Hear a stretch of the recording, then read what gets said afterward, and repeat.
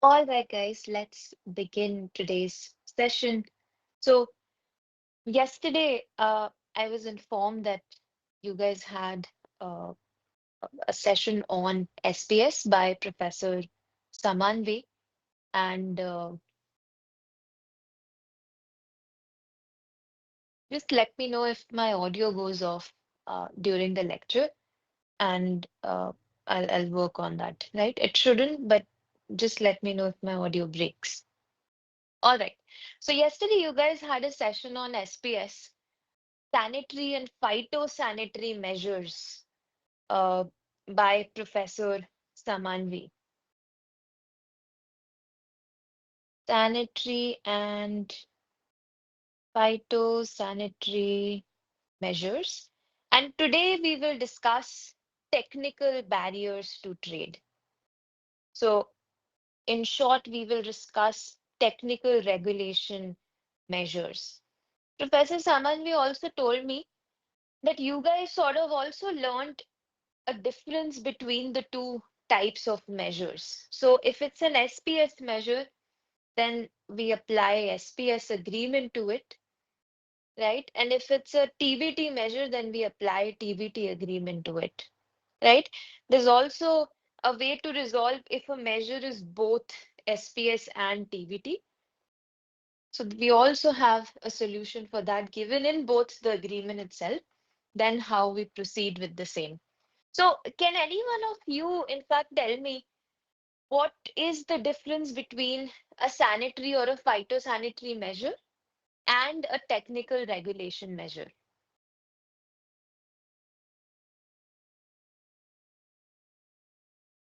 Any guesses? All right. So, in GATT agreement, guys. So, in GATT agreement, what is GATT about? So, GATT basically, if we look at GATT broadly, as to what we have studied so far. So, what does GATT talk about? GATT tells us that look, you have to observe most favored nation, you have to observe national treatment, you will apply tariffs in a certain manner as per Article 2, and you will apply non-tariff measures. They are mostly prohibited and regulated sharply by GATT, right? So GATT gives positive obligation or substantive obligation to all of its member state in relation to these major obligations, right? So these are all legal obligations on WTO members under GATT, right? At the same time, GATT also provides an exception mechanism wherein WTO members can essentially be inconsistent with any of the above or multiple of above obligations, but they can then justify themselves under the exceptions, right? That look, I did discriminate domestic product vis-a-vis a foreign product, but I have a justification for it under the agreement. So a member state is still allowed to continue such measures, right? We will still say that, yes, such measures continue to be inconsistent with national treatment, but they are acceptable under the exceptions. So when we look at exceptions under GATT, guys, so sometimes we have some specific exceptions which are given within the sections itself. So for instance, in MFN, there's a specific exception of historical MFN starting with para 2, which if you remember, I told you in the class, are essentially non-relevant right now. Why? Because all of those historical MFNs are taken over by free trade agreement in today's age. National treatment, Article 3 provides, paragraph 8 provides that government procurement and subsidies are exceptions to national treatment, right? So there are certain specific exceptions which are given, and there are certain general exceptions which are given, right? Few of the general exceptions are in Article 20, Article 21, and let's say Article 24. right? Few of the general exceptions. So they are applied pan the entire GATT agreement, right? Under this Article 20, one of the exception in 20B is in order to save plant, animal, or human life or health, you can take measures and you can essentially be discriminatory while taking those measures, right? So 20B provides that. So 20B provides one such exceptions to WTO members under GATT that you can essentially violate the substantive obligations of GATT if you are justified, if your measure is trying to protect plant, animal, and human life or health, right? So out of this exception, so imagine in GATT, under GATT 1947, this was all the framework that we had.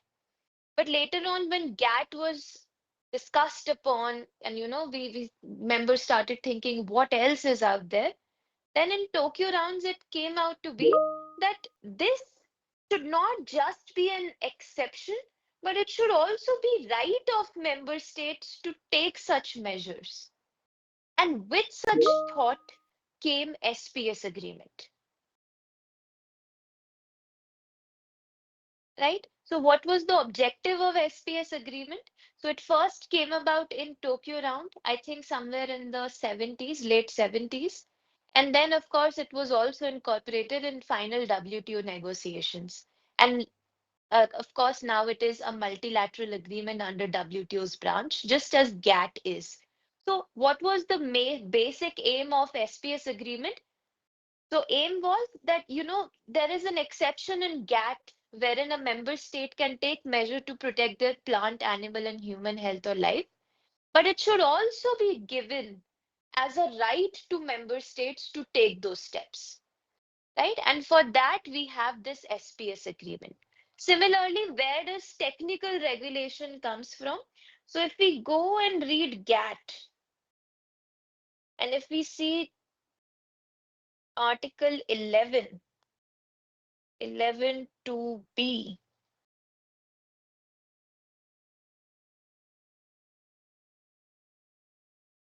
right. So 11 is quantitative restriction. I hope Professor Abhishek has discussed that with you on Tuesday. So paragraph 1, of course, says you can't take any quantitative restriction to essentially ban imports and exports. And then paragraph 2 provides certain exceptions to those quantitative restrictions. And one of the exception is there can be import or export prohibitions or restrictions necessary to application of standards or regulations for classification, grading, or marketing of commodities in international trade.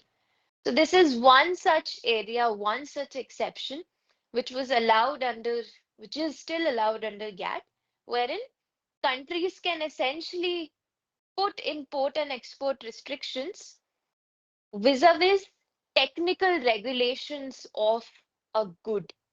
Right? Let's leave that again. Necessary to application of standards or regulation for classification, grading, or marketing of commodities in international trade.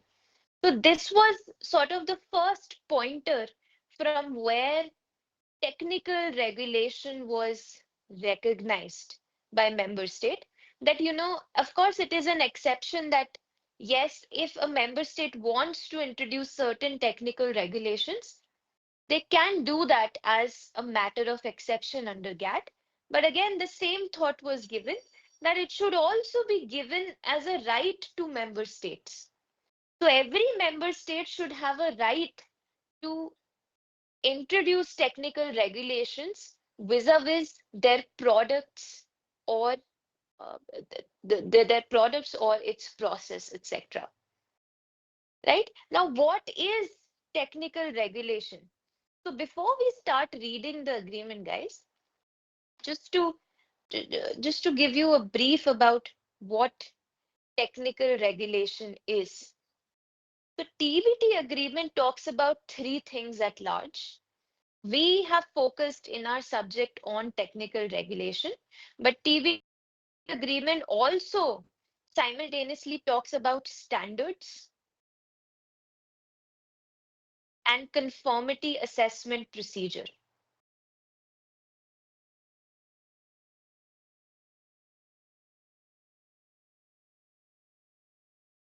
Right? Now let's see what technical regulation is. In fact, I think it's a good time to read the definition of technical regulation. So you will find technical regulation in Annex 1 of the TBT agreement, right? So let's read the definition. It says, and I read, technical regulation is a document which lays down the product characteristics or related processes and production methods, including applicable administrative provisions, compliance with which is mandatory, right? So far, guys, two things. So firstly, your technical regulation should be,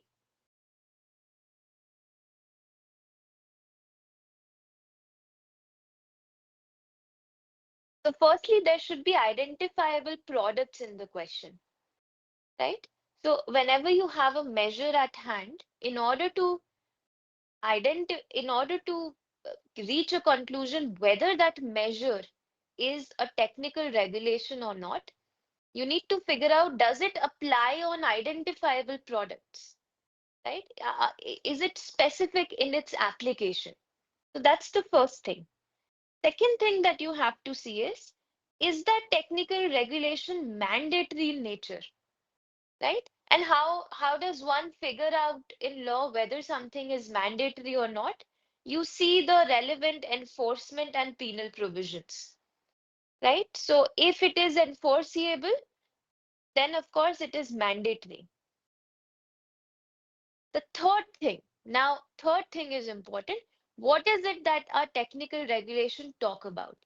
So the first line says your technical regulation either talk about a product characteristic or a related process or production method. This is very important to understand. So the first line of technical regulation definition, it says a document which lays down product characteristic or related process or production method. So now let's understand what is this product characteristic. So guys, product characteristic is nothing but something which you can inherently see in a product, right? So let's say we have a cold drink. We have a cold drink can. That's our product, right? So what is the product characteristic? So measure wants something to be done with this product, which will become part of its inherent features, right? For instance, the measure says that, there should be no artificial sugar in a product. Now, my question to you should be that, is this something which you can inherently see in the product, right? So many of you would be wondering, maybe not, how will we figure out whether the final product has sugar in it or not? We don't know. But what if I tell you that you have scientific means to see product characteristics? So you have scientific assistance with you. Then can you figure out whether this characteristic is there or not in a product? And of course, you can, once you have that cold drink can with you, I'm sure you can perform certain scientific tests to the cold drink can, by which you will figure out, whether this has an artificial sugar in it or not, right? So first things first, a technical regulation, via a technical regulation, your measure can either ask your product to have certain physical characteristic, or it can ask your product to not have certain physical characteristic, right? Both of them will be technical regulation. So let's say your product asks you that you must have uh, this particular uh, ingredient in the flavors of cold drink, right? So that's a positive characteristic. You are demanded, your product needs to have that characteristic. Let's say another measure says your product should not have artificial sugar. So that's a product laying down a product characteristic, but in a negative sense, right? So both qualify for technical regulation. Again, guys, same fundamental goes. If you have any questions, just raise your hands, uh, message in the comment box, and I'll take your questions. The second thing that first sentence talked about was related process or production method. So your measure can ask, your technical regulation can demand something from the process or production of the product. That, this should be present in the process or production of the product, right? However, the term is related process or production method. So how have we interpreted this? So it means something, your TR is when it demands something out of your process or production method, right? Remember, it needs to be related process or production method. So when will it be related? You have done or you have avoided something in your process or production method that we can finally see it in the inherent product characteristic.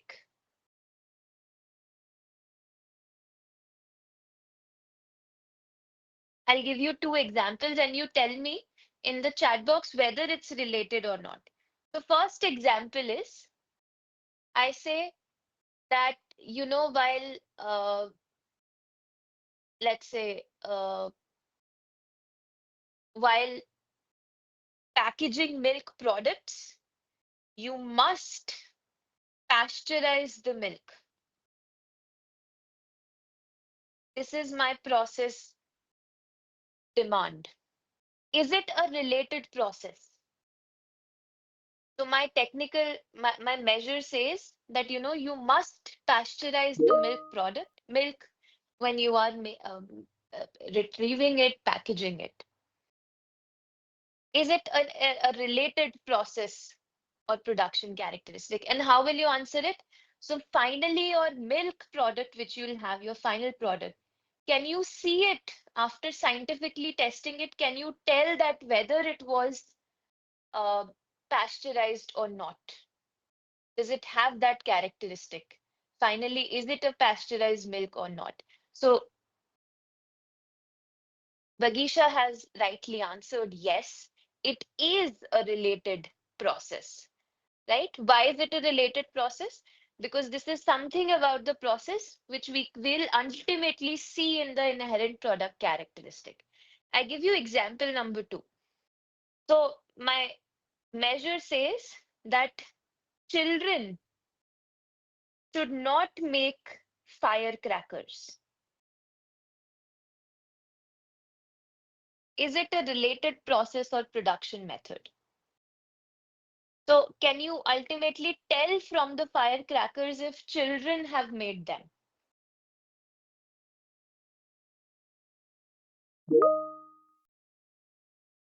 Anna says no. No, you cannot scientifically test it. Absolutely. So this does not become inherent characteristic of a product, right? So no, it is not a related product and process method, right? So a related process and production method we call in international trade law terms as related PPM, and non-related production or process method is called no, non-related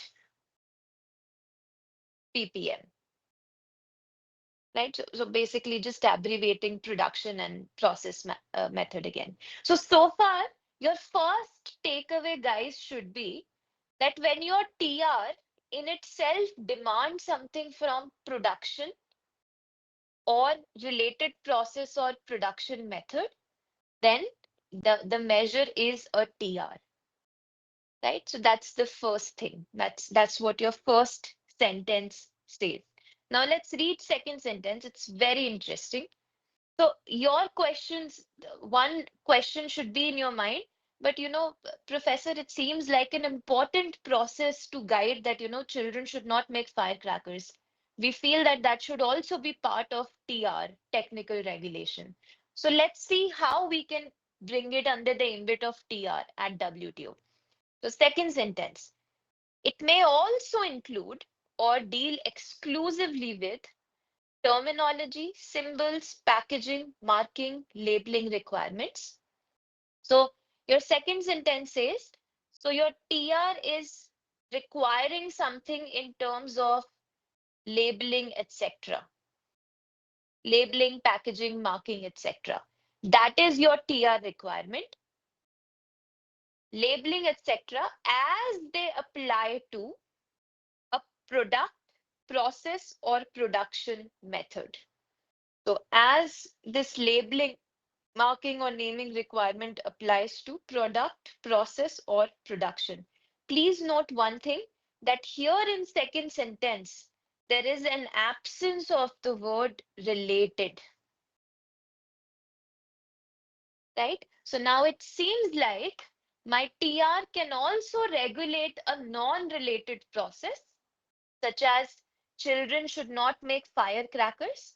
However, in order to fit in sentence 2, I must tweak that TR to be a labeling, naming, packaging, etc. requirement. It can't be my straightforward demand that children should not make firecrackers, right? So a good takeaway would be that your measure cannot have a straightforward demand of a non-related process. If you want to make that a TR, you may tweak that measure to deal with terminology, symbol, packaging, marking, labeling requirements.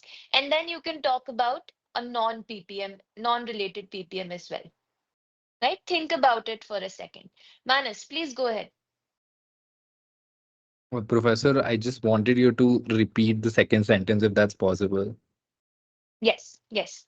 So I hope first sentence is clear to everybody. You know that in the first sentence, your takeaway should be that your technical regulation is directly demanding certain product characteristic or certain related PPM.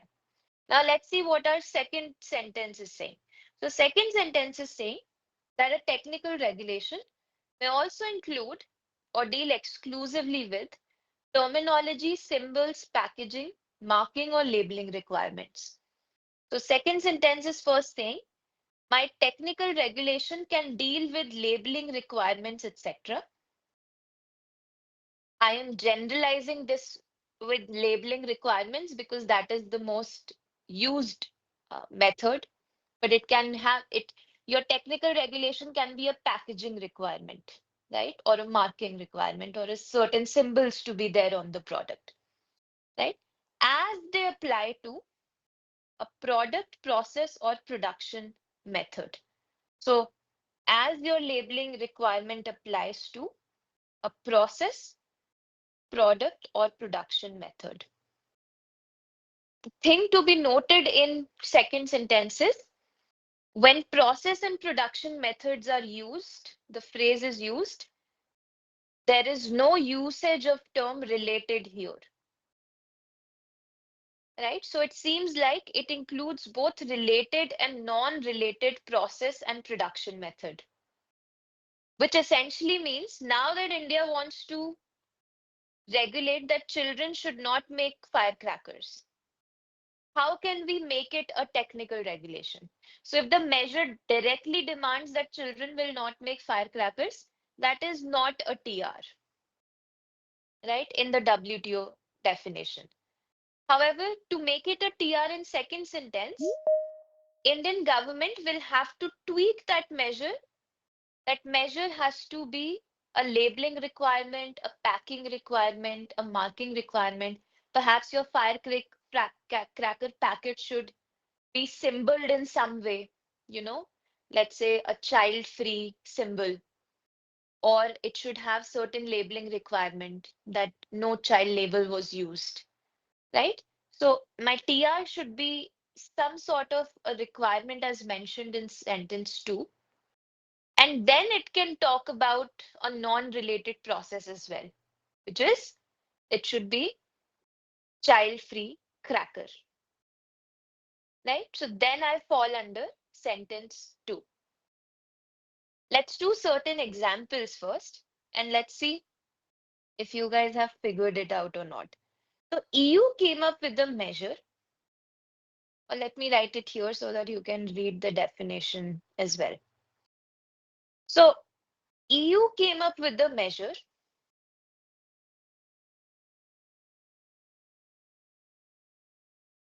EU public realized, and this case is also widely reported on YouTube, and I discussed it with my class under exceptions. So EU realized that, while fishing for seals, so we require seals for several things. Their skin is used for uh, clothing purposes, furniture purposes, etc. So EU used to import a substantial number of seals, dead seals to be precise, so that their skin can then be used for various purposes, right? But there was a huge outrage in EU at one point because of the way that seals are killed, inhumane killing of seals. And if you'll see how EU NGOs also have created YouTube videos about it, reporting this WTO case. If you have the heart to see it, do see that. They really use a, a long wood paddle, and they'll continuously keep hitting the live seal until it dies. Right? So the method of killing a seal is really inhumane, and it became a topic of protest, huge protest in EU. So much so that EU recognized it as its moral public policy, sorry, to ban that, right? So EU came up with a measure, and the measure was, and you tell me if it's TR or not, right? If it's a technical regulation or not. And the measure was, we are banning import of seals because they are inhumanely killed.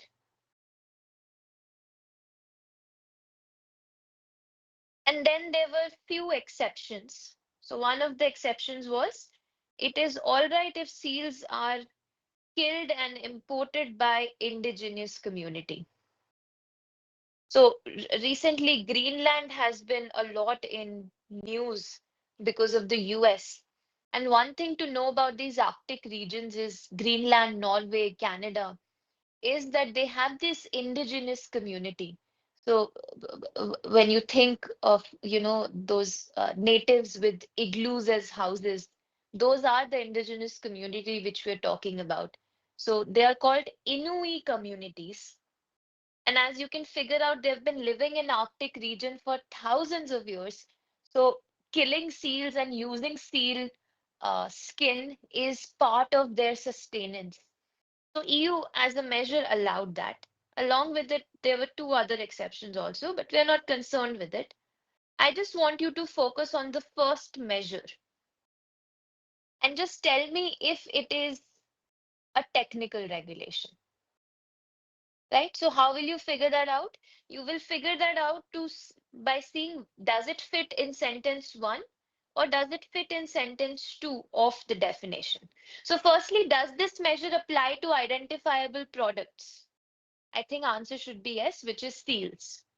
Is it mandatory? Yes, this was a mandatory measure. It was enforced by several penal provisions. So now tell me which sentence it fits into. So does it fit in sentence 1?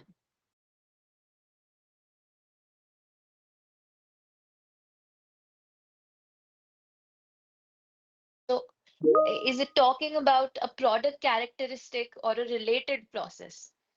So is it something which we can finally scientifically see in the seal meat? No, right? Inhumanly killed. We can't really figure that out from the skinned, uh, ultimately skinned meat that we have of the seal, right? So it doesn't fit in sentence two. Does it fit in sentence one? Does it fit in sentence two? So firstly, is it talking about product or process or production method? I think the answer could be yes. It could be a non-related process, right? So measure is directed towards or the measure is stemming from a non-related process, which is that, while retrieving that seal meat, it should not be killed inhumanely. But is this measure in form of a terminology, symbol, packaging, labeling requirement, etc.? It is not. It is just a simple ban on such products, right? So even though it may be a non-related, it is possibly a non-related process requirement. But is that requirement coming with some sort of labeling, packaging, or market requirement? No, it is not, as per sentence 2. It is a simple ban on seal itself. So appellate body held that this is not a TR, right? And they continue to see the measure under GATT provision itself. Uh, Somebody raised their hands. Ayush, please go first. Professor, I think I had this doubt that the current example which you're dealing with at this point, Hmm. uh, if it is framed differently, suppose that they Right. say that it has to be obtained while killing the animal, it has to be obtained like respectfully or in non-harmful way, which is not harsh, then it becomes a technical requirement for packaging. So it's could Hmm. be read under the Right. second sentence. So if we were to tweak it, that you have to first, so if measure would say that, some observer should be there to see it's not inhumanly killed, and then you will write it on the package, right? Something that morally killed or morally procured, let's say, then it would be a Or TR. also, Professor, could be a scientific criteria, like you said, that could be introduced at this point. Right. To If there was a scientific criteria, to ultimately see, then it could have been related process also, but there was none. Uh, yes, Vishnu, please go ahead. Ma'am, my doubt is regarding this a second sentence, ma'am. Hmm. So it starts. It may also include or deal exclusively with so and so.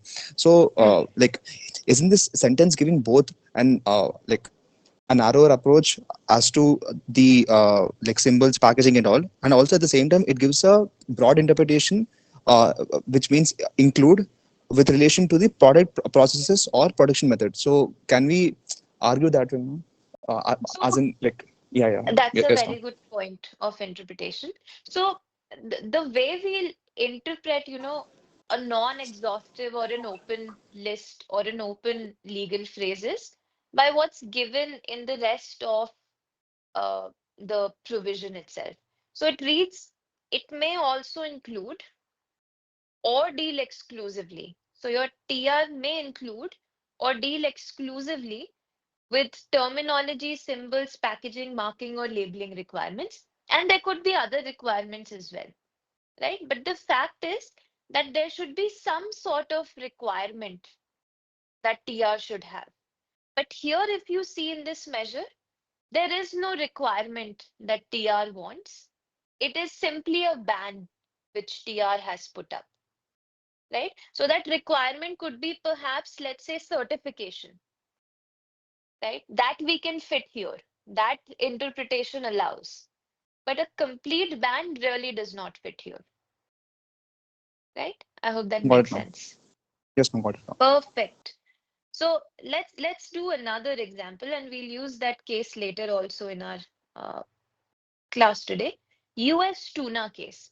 So US, figured out that there are dolphins. So US figured out that there are places in the ocean where dolphin and tuna, they show a very symbiotic relationship. So they swim together.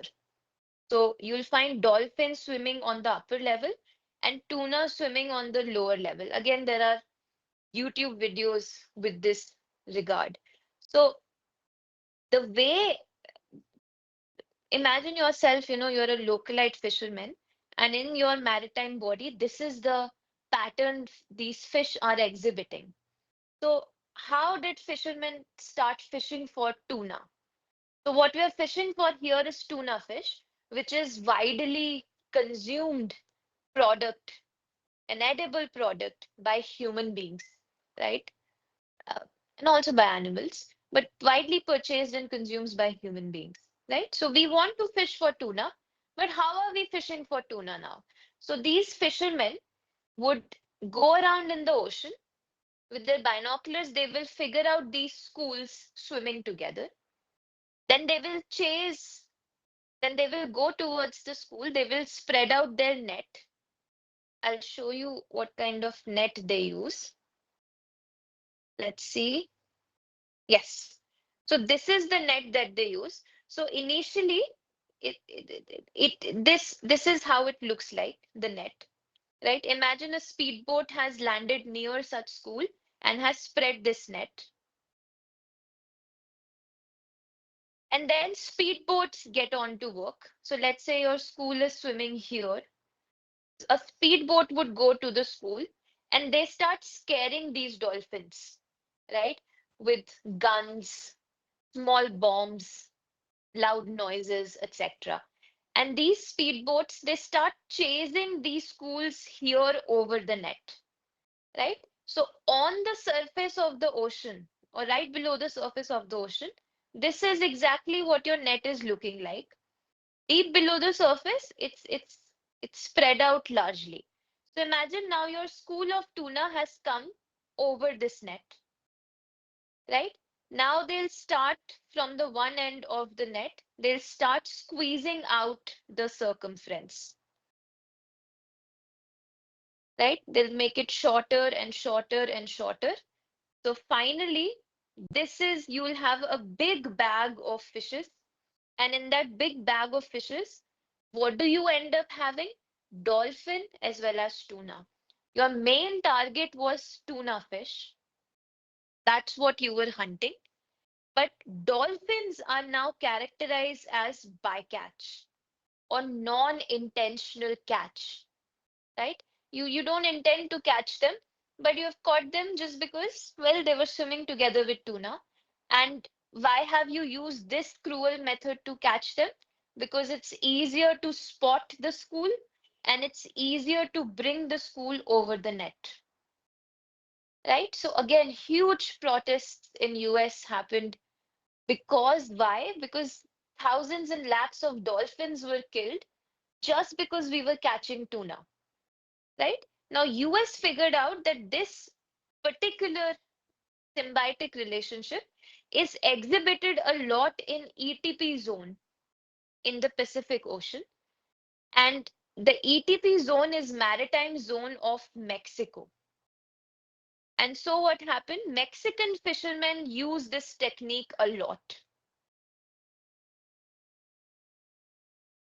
right? So now US brought a measure. And the measure is, and tell me if it is a technical regulation or not.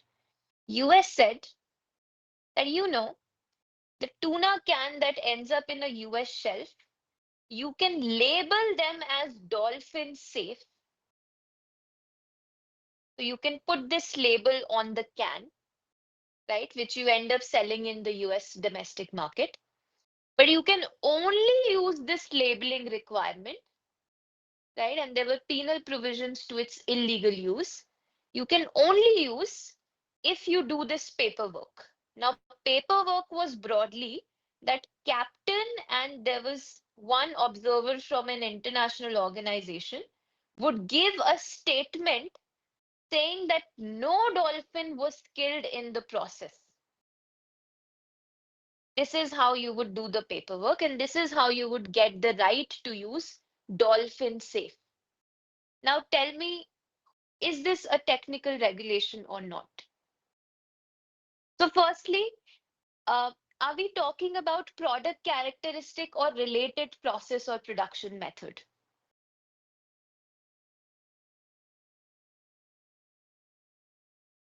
Right. I hope the collective answer is no, because ultimately the tuna fish that you have, you can't really tell, right? That if to catch that fish, a dolphin was harmed or not. That process is not inherently being uh, doesn't inherently adapt into the tuna fish, right? It's possibly a non-related process that we are targeting, right? That while catching tuna fish, no dolphins should be harmed.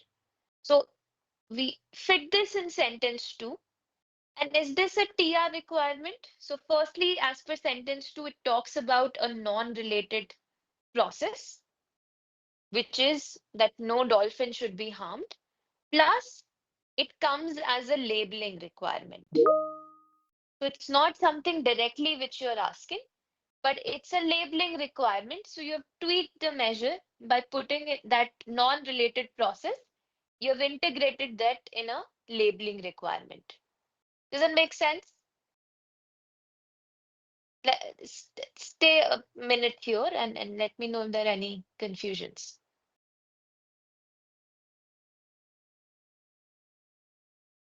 Perfect. So now this is how we'll define technical regulation going on. So before proceeding, I also want to make a difference between your technical regulation. Just want to brief because I know you've done it yesterday. Between a technical regulation and SPS measure. So an SPS measure is something in relation to plant or food products, potentially spreading diseases or pests, etc., and affecting food,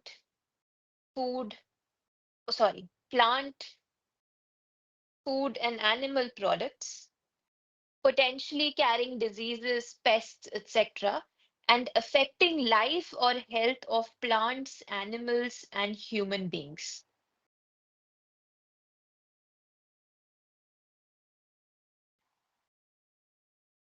Diseases and pests affecting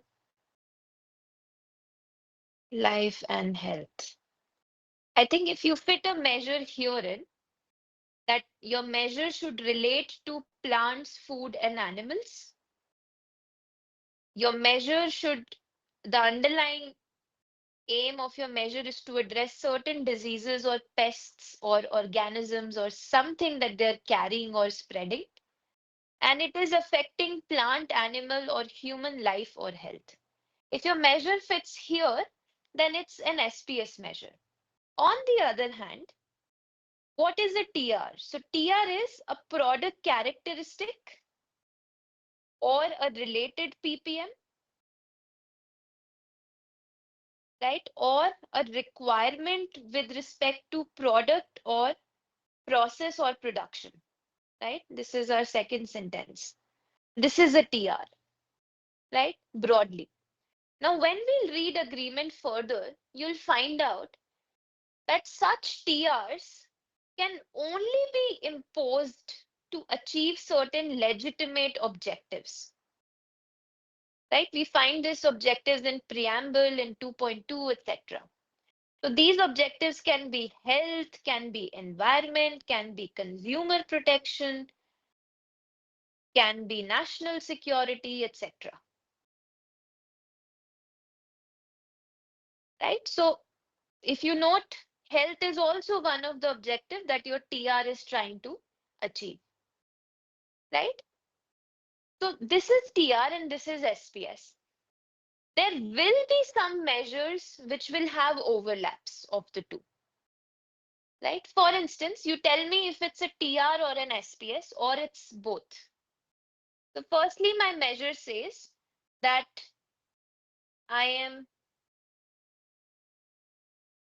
banning smoke cigarettes with flavors. So my measure is to ban cigarettes having flavors. Why? Because I want to protect young health or health or life of human beings. Because let's say The rationale is that it's more easier to smoke flavored cigarette than a non-flavored one.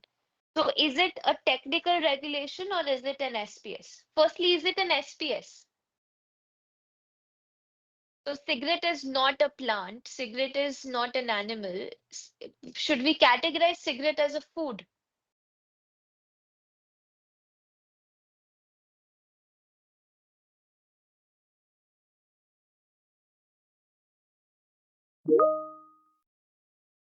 No, right? It's not even a food.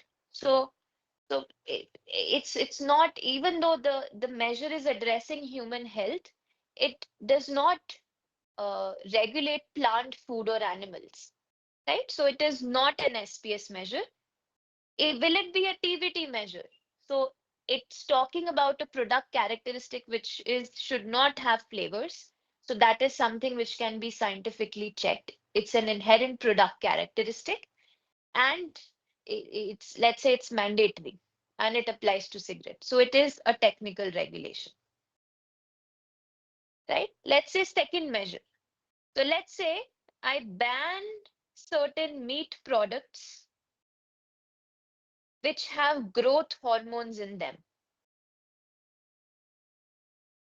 So guys, if you'll see US American cows, right, they have uh, high milk yield ratio, and you'll generally find them to be very chunky. So in US, there's a common practice of injecting these cows with growth hormones, right? I'm sure somebody would be doing this in India as well. But what happens is you are injecting your cows with growth hormones. So they generate more milk, they generate more meat for you to sell later on, beef products. But these are harmful to human health. So when human beings intake these growth hormones, it can be carcinogenic, right? So first tell me, is it an SPS measure?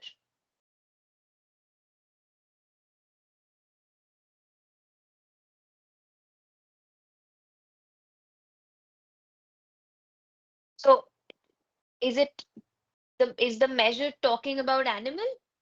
Yes, perhaps food and animal, uh, perhaps food, right? Because it's a meat product, a beef product at the end of the day that the measure is targeting. Uh, is the measure trying to address human life or health? Yes, it is, because more these growth hormones, when consumed by human beings, would be harmful to health. So it is an SPS measure. Now let's say if it's a TBT measure. So does this relate to a product? Yes, beef, meat. Is it talking about a product characteristic or a related process? So perhaps both. Perhaps a product characteristic as well, which is meat have growth hormones, or a related process as well, which is while making that beef, you injected them with growth hormones, which ultimately shows in the meat product. You can scientifically check it in the meat product, right? And it has a legitimate objective of health. So it is a TBT measure as well, right? So 1.5 article read with 1.4 of SPS gives us what to do in such scenarios. So when your measure is both TBT and SPS, I hope you can appreciate that SPS has a narrower scope here, right? And within TBT and SPS, TBT has a wider scope. So always lex specialis over generalis, right? So 1.5 of TBT read with 1.4 of SPS says that TBT and SPS are mutually exclusive agreements.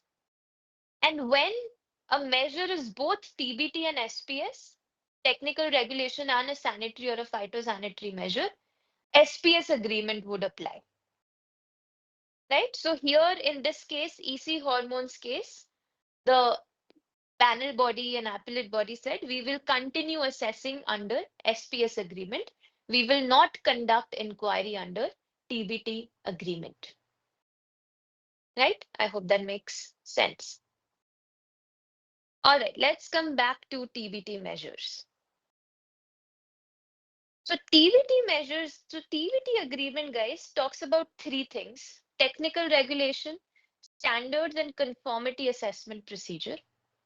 Basically, TBT agreement says that while introducing any of this, a state should practice non-discrimination and should not restrict trade, right? That is what TBT measure is trying to say at the best, right? That there should not be any discrimination and there should not be any unnecessary trade restriction. That is what the agreement is trying to say. Similarly, for standard also same is the requirement. For conformity assessment procedures, similar requirement. We have focused ourselves in our chapter on technical regulation itself. What are standards? Standards are, you'll see, same requirements as technical regulation, but they are not mandatory, they are voluntary, right? For instance, you'll see all those standardizing body, let's say ISO, they'll give you certifications, right? So if your product has these quality, will give you ISO certification, right? So a consumer will directly know that yes, it has certain product characteristics, certain related processes or non-related processes, right? But following a standard is not mandatory, right? A question often arises, why is WTO governing on something which is not mandatory, right? So let's say a government body gives standardize, there's a standardizing government body, let's say NAC, right? Uh, it gives certification to universities, right? Uh, and it has government affiliations. So, but but it is a standardizing body, it's optional, voluntary to get those ratings, let's say, right? But why is WTO governing something which is not mandatory or which is optional for companies to find? Because in today's globalized world, there is an implied mandate, there's an implied pressure to follow standards as well, right? So companies would want the best ISO standard. The universities would want the best NAC standards grading for themselves. Why? Because that is the requirement of the market. That is how they will sell to the consumers, right? So the standards, even though voluntary, they have an implied pressure on the businesses to follow. So WTO brings it under its ambit just to make sure government is not being non-discriminatory or not being trade restrictive while giving out these standards, right? Conformity assessment procedure. So this is basically scientific testing to check whether a certain product characteristic is there or related process is there or a non-related process has been confirmed with, right? So those scientific tests are called conformity assessment procedure, right? Those scientific tests, certain certifications, etc. So whatever helps you to check whether your TR and standards are followed or not are called conformity assessment procedures. Again, why is WTO looking out for this? Because WTO wants to make sure when government is giving out TRs or standards, or is approving TRs or standards, or is enforcing TRs or standards, government is not being discriminatory or trade restrictive. So that is the overall intention of the agreement, right? We have to study three main provisions in TBT: 2.1, 2.2, and 2.4, along with definition in Annex 1. If you study this, you should be able to handle or deal with your question in end term, right? Before we move with these provision, what is the scope or relationship between TBT and GATT? So if we read preamble recital 1 of TBT, it says it is to further the objectives of GATT. So appellate body came with the confusion when a measure is challenged under both TBT and GATT. How do we proceed with it? So appellate body said two things. Firstly, we will analyze special agreement followed by analysis under general agreement. So lex specialis over lex generalis. So we will do our inquiry under TBT first, followed by GATT. Secondly, appellate body said that, sometimes panel body says, let's exercise judicial economy, which is if we have come to certain conclusions under TBT, let's copy and paste them in GATT and let's not proceed with GATT. Appellate body said nothing doing. These have different scopes, different objectives. So you will not exercise judicial economy. You must look at them separately, right? So two things with TBT and GATT relationship. We first look at TBT and then we look at GATT. We first look at TBT and then we must look at GATT. We can't exercise judicial economy, right? But for your end term perspective, again, your question will have direct requirements from you, right? So analyze this under TVT, analyze this under GATT. You just restrict yourself to that particular analysis, right, of that agreement. You don't unnecessarily bring other agreements into picture. All right, let's deal with 2.1, or let's deal with 2.1, then let's take a 5-minute break. Members, so 2.1, guys, in short, talks about national treatment and MFN while enforcing a technical regulation measure, right? So basically, when a state introduces a technical regulation, it should not discriminate between domestic and foreign good, if you remember our national treatment class, and it should not discriminate between two foreign goods. Let's see. Members shall ensure that in respect of technical regulation, products imported from territory of any other member shall be accorded treatment no less favorable than accorded to like products of national origin. This is national treatment, and to like products originating in any other country. This is most favored nation, right? So ultimately, national treatment and most favored nation have three-prong test from this 2.1 itself, right? And you can figure that out from the language itself. So the first requirement is there should be a TR. Second requirement is your domestic and foreign product for national treatment and foreign product for MFN should be like products. And third should be the product in question, the foreign product in question should have less favorable treatment. And this is the three-prong test which we follow to see whether 2.1 is consistent or non-consistent with, right? I think take a 5-minute break. Be back by. Professor, can you just repeat the last point? So last point is that your product concern should be given less favorable treatment. Understood, Professor. Thank you. Take a 5-minute break, guys. Be back by 8:10. I will try not to stretch this class too much. We'll try to cover everything quickly, but be back by 8:10.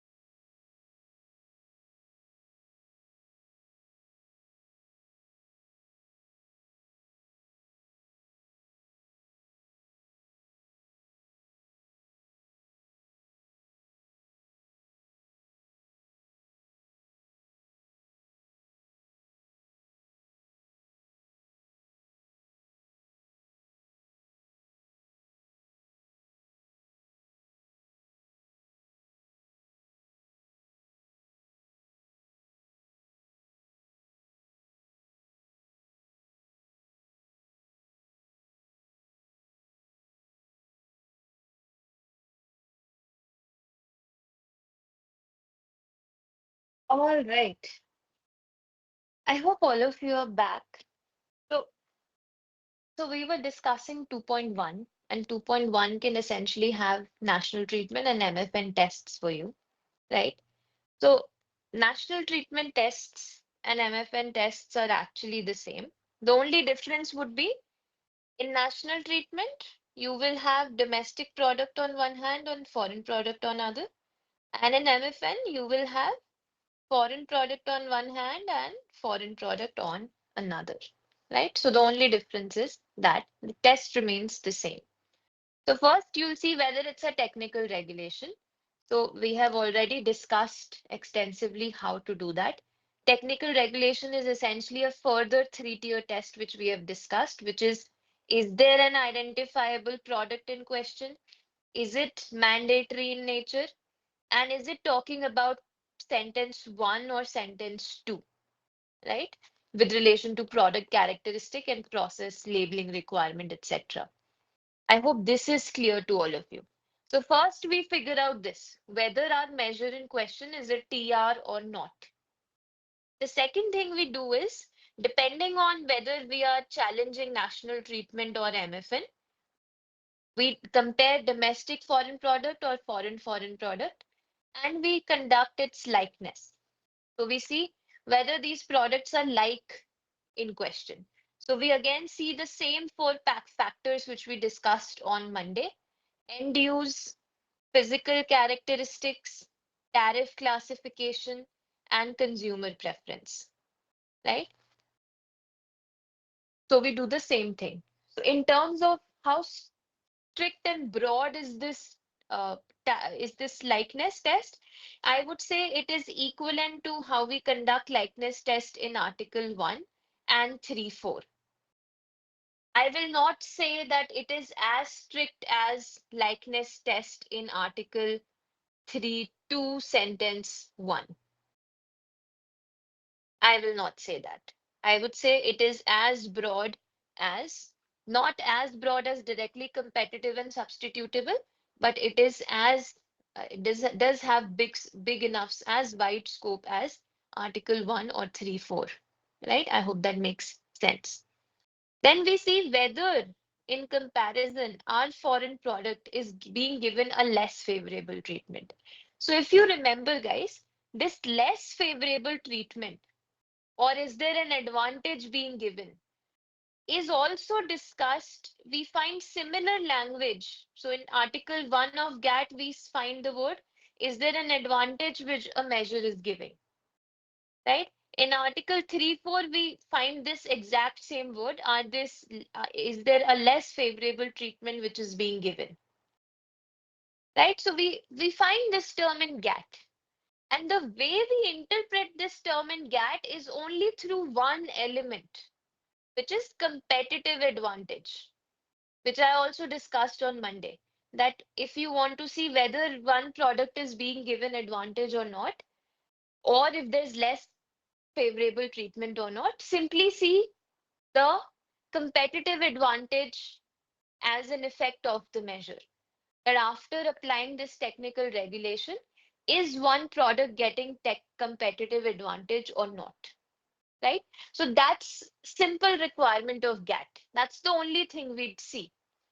But you know, regardless, and that's the literal requirement is as well. So in 2.1, the literal wordings used is simply no less favorable treatment. Right? That's all.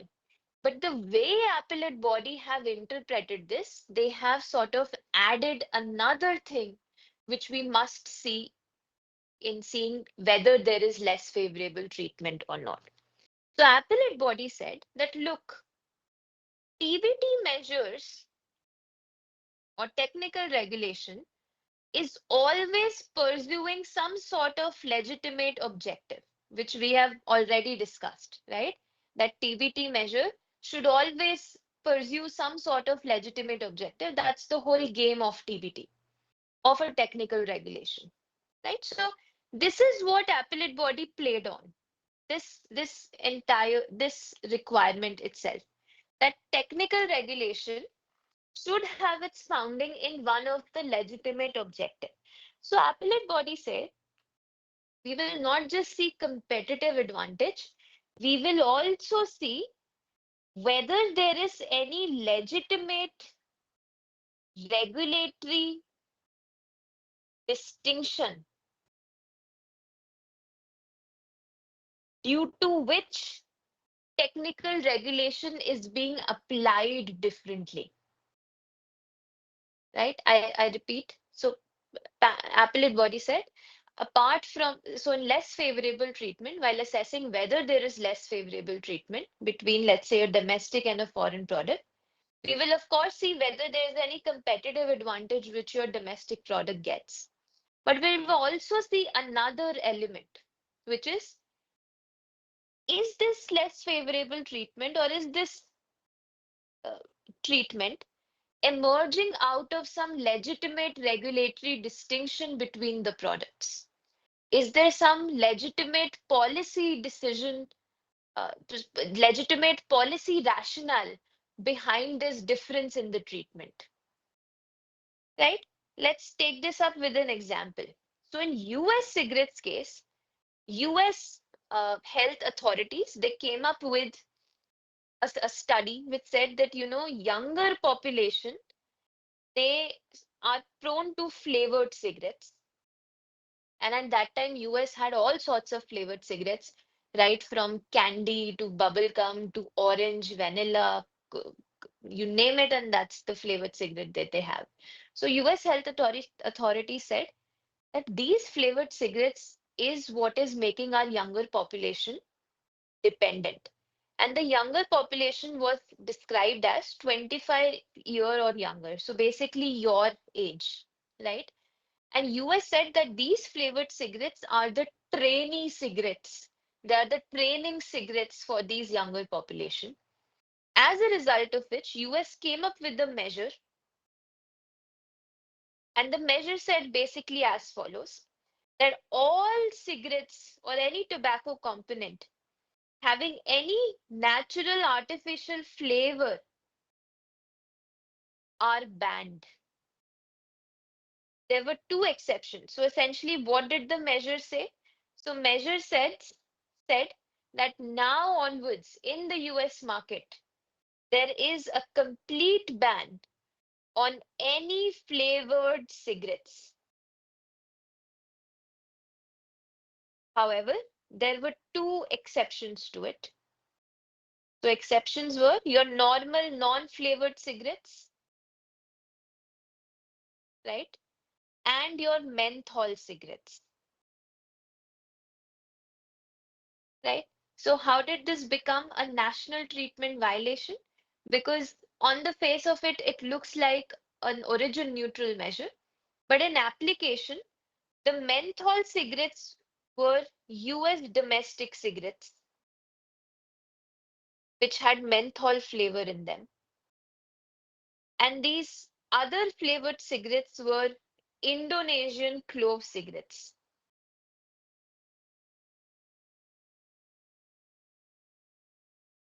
Right? So on the face of it, it looks like an origin neutral measure, but in practice, in de facto, it had a discriminatory treatment on a foreign product vis-a-vis a domestic product.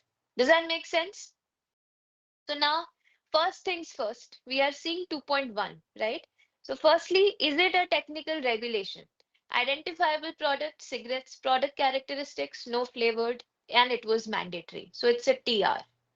Are they like products? So read the judgment for that. I don't have time really. US tried to focus a lot on two things, right? So US had two major arguments as to why they were not banning menthol cigarettes.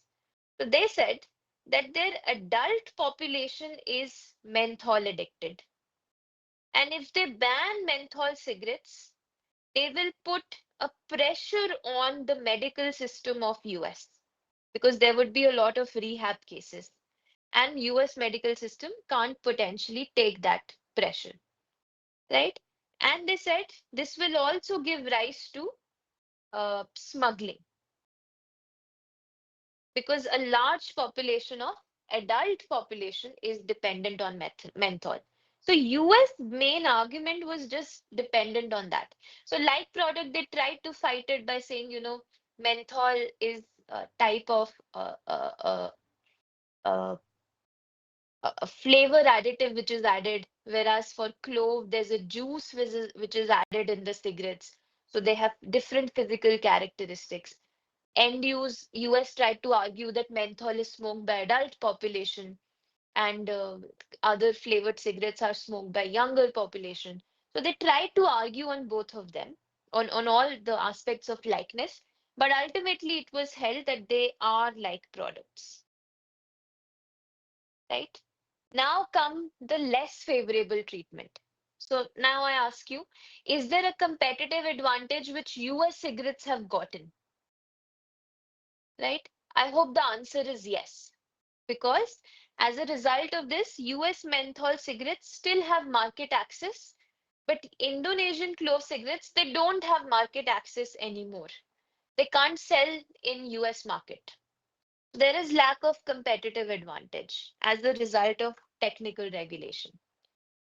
US tried to argue that this discrimination is based on a legitimate regulatory distinction, which is basically that their older population is menthol addicted and their younger population is other flavors such as clove addicted.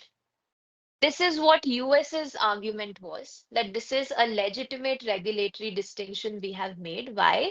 Because our older population is menthol addicted and younger population is addicted to different flavors. Do you think it makes sense? So for appellate body, it did not make sense. Appellate body said, nothing doing. What we are seeing is your older population is addicted to nicotine, right? And what we are seeing is that at the end of the day, menthol is also a flavor. So something doesn't add up. You have not given enough evidence to us or enough arguments to justify as to how is it a legitimate regulatory distinction, right? So very important for you guys to note that whenever you're classifying or you are testing less favorable treatment under 2.1 of TVT, you are going to analyze and see two elements: competitive advantage and legitimate regulatory distinction, right? I hope that makes sense. Let's do this legitimate regulatory distinction by US tuna case. So I hope you know the facts of US tuna case, which was that they identified ETP zone where dolphin and uh, tuna were swimming together. They exhibited symbiotic relationship.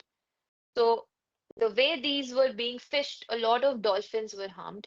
So US put up a lot of paperwork for them to do in order to show that it was in order for them to use the label dolphin safe. And as a consumer, especially identify yourself as a woke American consumer, which tuna can will you buy? Some A tuna can which has written dolphin safe on it or a regular tuna can? I hope all of you can answer that it's a dolphin safe tuna can which you will end up buying, right? Now, in Indian markets also, we have started seeing similar products. So US had put less paperwork on US fishermen who were fishing for tuna fish in non-ETP zone. So it was easier and accessible to them to use the term and label dolphin safe. So there was more paperwork on Mexican fishermen, which essentially made it impossible for them to use the label dolphin safe. And it was easier for US fishermen who were fishing in non-ETP zone who could use the label dolphin safe. So in less favorable treatment, is there a comparative disadvantage to Mexican fishermen? Yes, because now they can't use dolphin safe label. The second contention was US tried to argue legitimate regulatory distinction. And US's argument was simple that US fishermen are fishing in non-ETP zone and Mexican fishermen are fishing in ETP zone, which means in ETP zone, dolphin and tuna swim together, and in non-ETP zone, they don't swim together. So chances of dolphin being killed in ETP zone is more, right? And chances of dolphins killed in non-ETP zone is less. And that was US's argument. But appellate body did not buy that argument. Why? Because it was proved that even in non-ATP zone, there were areas in US where dolphin and tuna would swim together. They would exhibit same symbiotic relationship and still they were subjected to less paperwork. So appellate body said something doesn't make sense here. If your rationale was that in one zone they swim together and hence more paperwork, so in your area also there are fisheries where they swim together. Why have you not subjected them to similar treatment? Why do they have easy treatment from you? So the legitimate regulatory distinction idea does not play, right? Take a minute here and let me know if there are any confusions. Then we'll move to 2.2.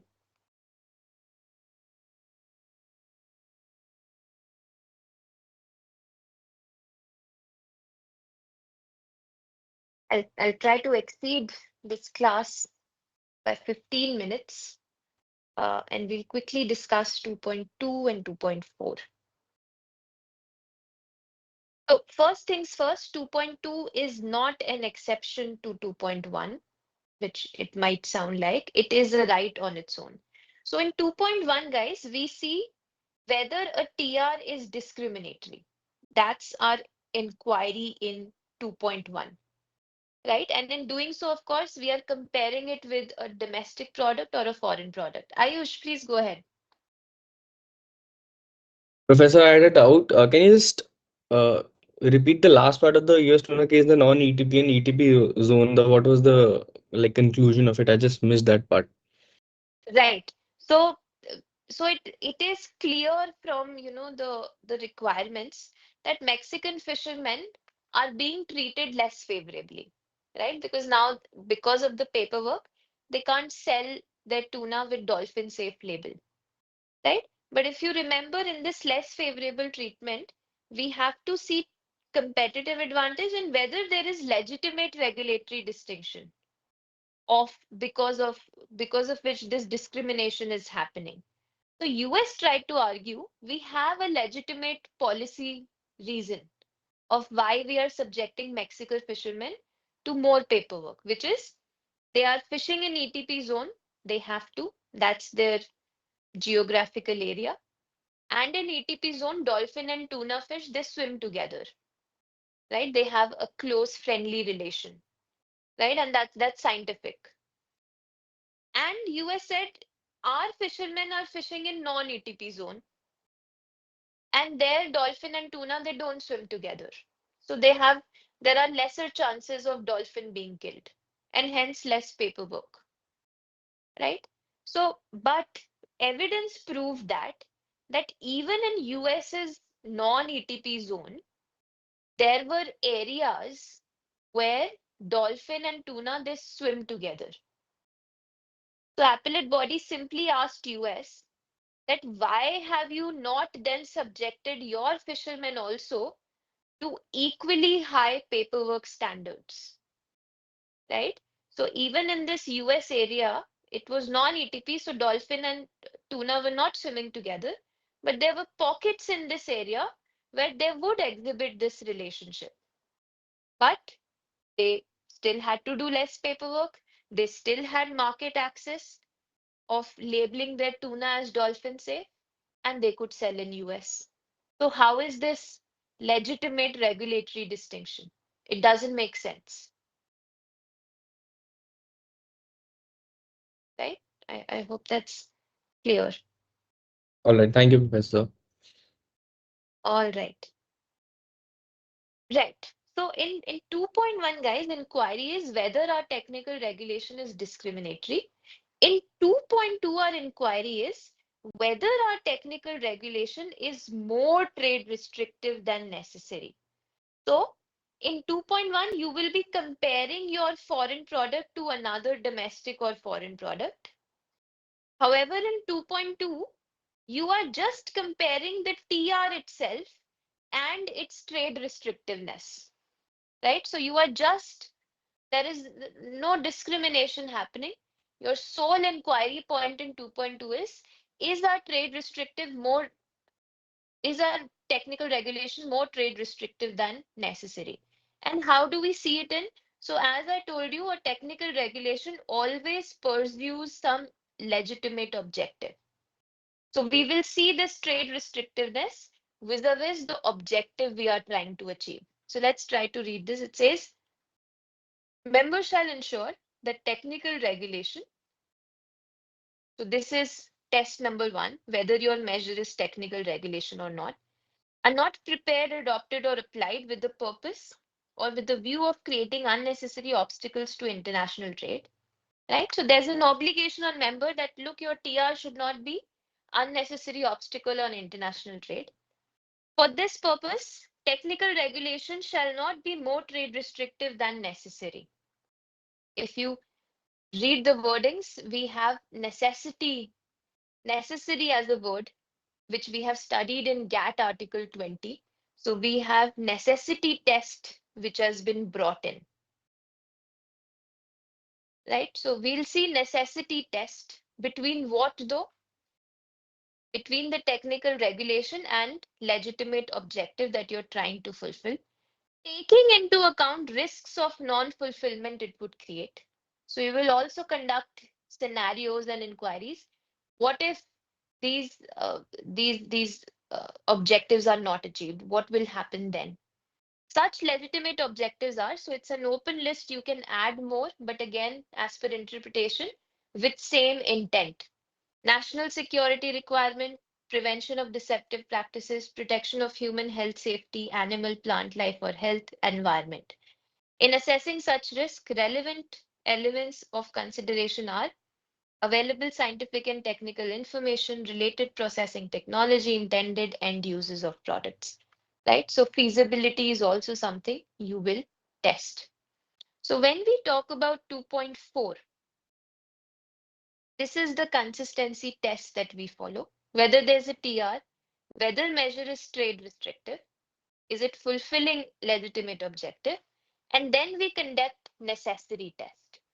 So what is necessity test, guys? So on one hand, we have our technical regulation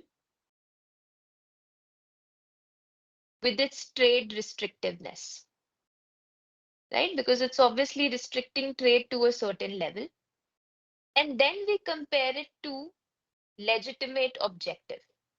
We weigh and balance the two, right? So how do we weigh and balance this? So we see on a weighing scale whether our measure is more trade restrictive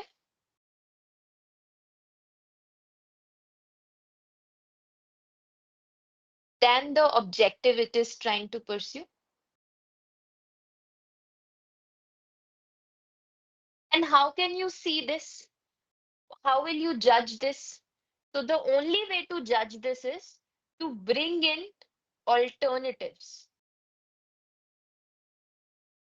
Are there alternatives out there which are perhaps less trade restrictive and they achieve your legitimate objective? Does that make sense?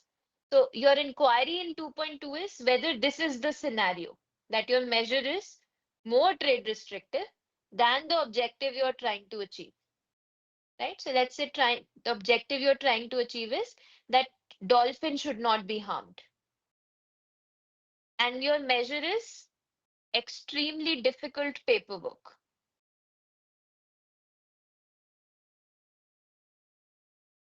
Right? How will you do this? You will bring in alternatives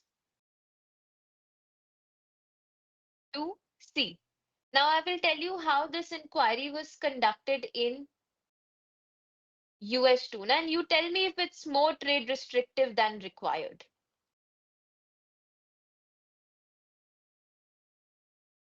Guys, so in US tuna, the captain of the ship plus an observer of international organization had to give a statement that absolutely no dolphin was harmed or killed.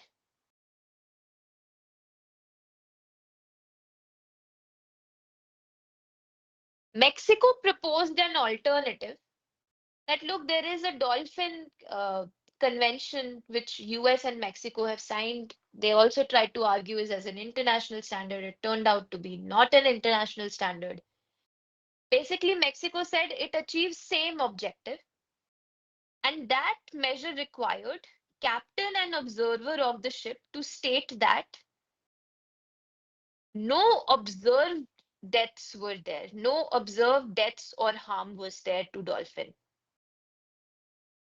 What is our legitimate objective? That dolphin should be safe. You tell me if it is achieving the same objective or not.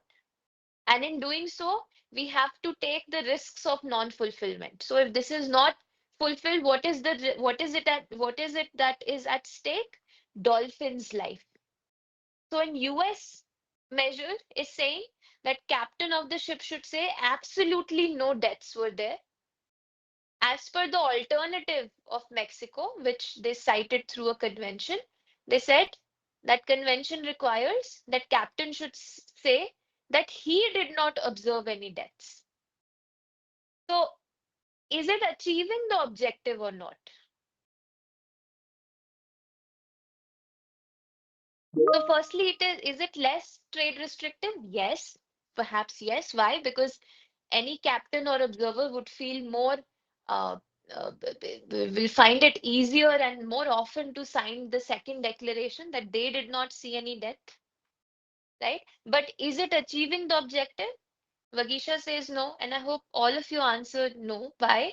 Because the objective is that dolphins should not be harmed. And by this, US's objective might not be achieved. Why? Because the captain would say, I did not see any death. But in reality, of course, he did not see any death with his own eyes, but there were deaths. So, how are you achieving the legitimate objective? Right? One thing to notice in all of this is you will never question, and the same goes for SPS as well, the level of legitimate objective and the legitimate objective that a country has cited. Right? So, if US's objective is they want complete dolphin safety, so nobody questions that. That's a matter of US sovereignty. Does that make sense? Similarly, in US cigarette case, the objective was that young people should not smoke, right? So legitimate objective was that young population should not smoke. How did US achieve this? US banned flavored cigarettes,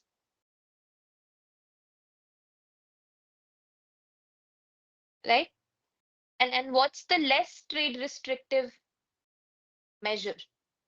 So Indonesia here cited at least 50 odd 50 plus alternatives.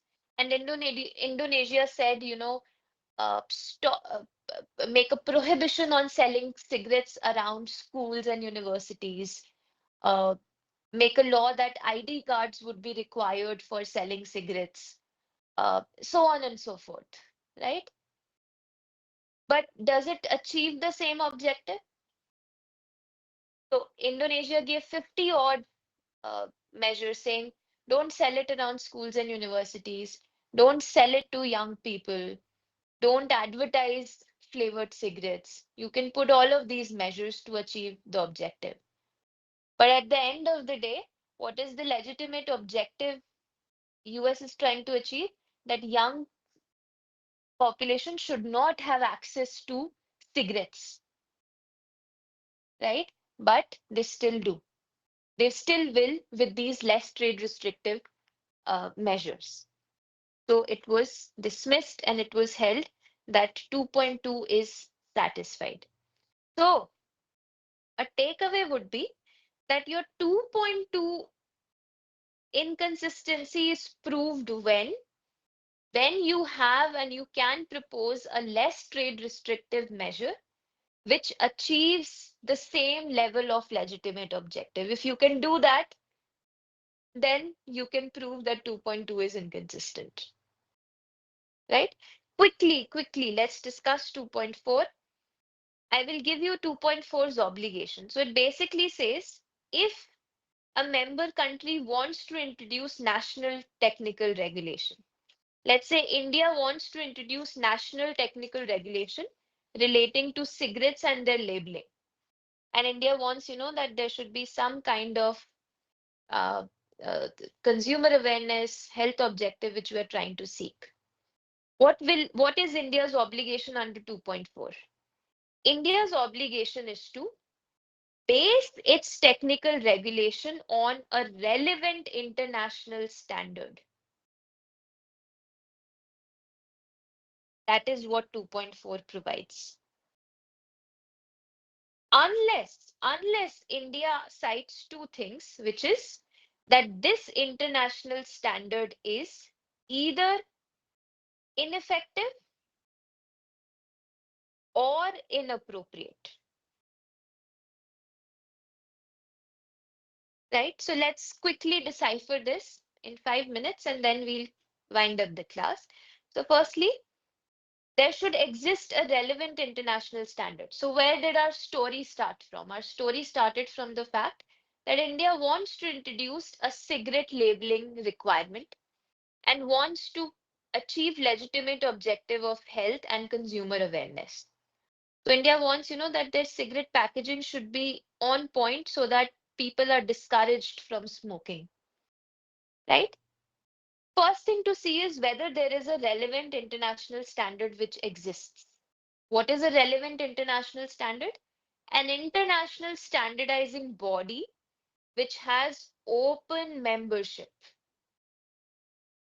Remember in US tuna, Mexico tried to cite an international standard.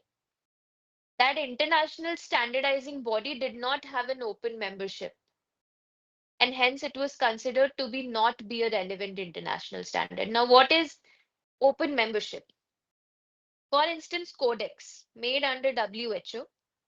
If India is a party to Codex, but let's say India is not a party to Codex and India wants to be a party to Codex, then Codex should have open membership. So if India does paperwork, files paperwork, India should have a membership there, right? For instance, Bar Council of India. When we graduate, we give our degrees and we have an open membership. There's no decision making which happens. There is nobody who has discretion at the council to to choose whether we will not have membership. But on the opposite hand, let's say Delhi Gym Club Khana does not have open membership, right? Nobody can just walk in and have a membership there. You need consensus of the existing board, right? So a relevant international standard is one with open membership. So let's say there exists a relevant international standard. Let's say there is an international body on cigarettes and they give out standards, how much nicotine, what sort of labeling should be there, etc., etc. So what is India's obligation now? There's a relevant international standard. So India has to make sure that their national technical regulation is based on this international standard. Now, what does base on means? So in SPS, you would have studied 3.1 uses the term basis. 3.2 uses the term conforms. So conforms is always copy and paste, as is. Basis is in the same direction with no fundamental departure.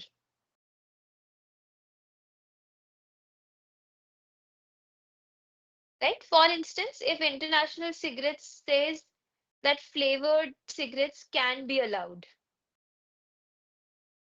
but Indian national technical regulation says flavored cigarettes are banned.